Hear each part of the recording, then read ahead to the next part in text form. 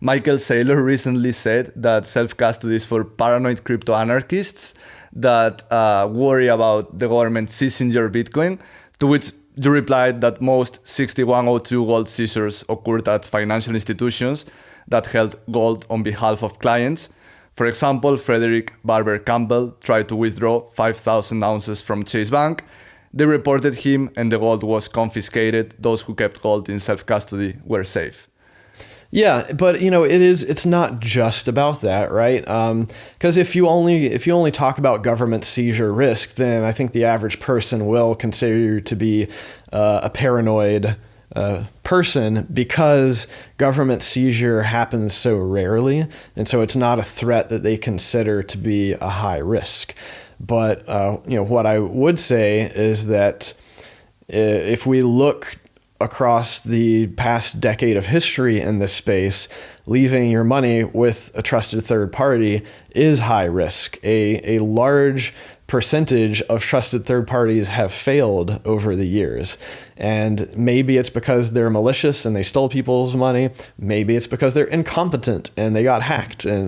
Or in some cases, they were incompetent and they literally lost their own keys and locked themselves out of it. So the best way that I've been able to describe at a very, very high level, like the difference between all of the risks of self-custody versus the risk of trusted third-party custody, is that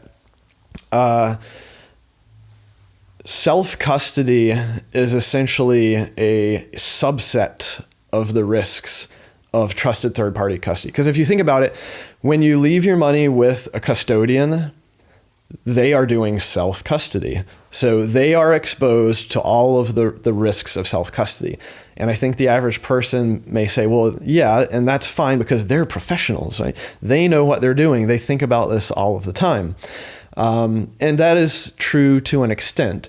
But in addition to all of the self-custody risks, you have this extra layer of risks of things like insider attacks. You don't know what that custodian is doing from a security perspective. Like, none of these custodians publish their internal security protocols.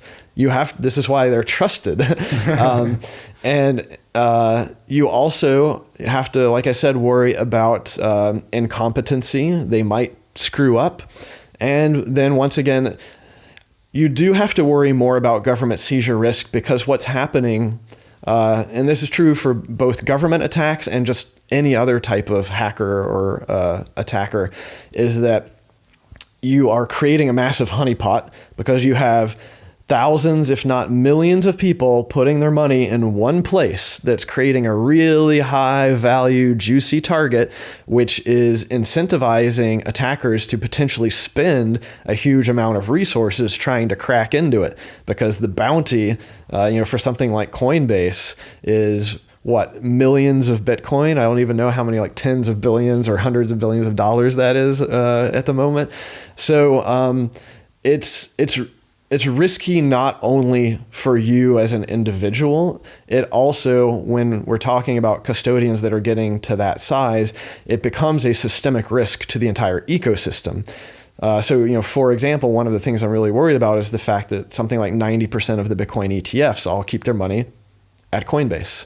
And now I'm starting to sort of raise the alarm of, if we sort of look out long-term, multi-decade, and we try to assume what a future of mass adoption is going to look like. Well, if mass adoption mostly happens through these ETF products, how much Bitcoin is going to end up in the hands of 5 or 10 entities? That is very risky from a number of different perspectives that I just explained.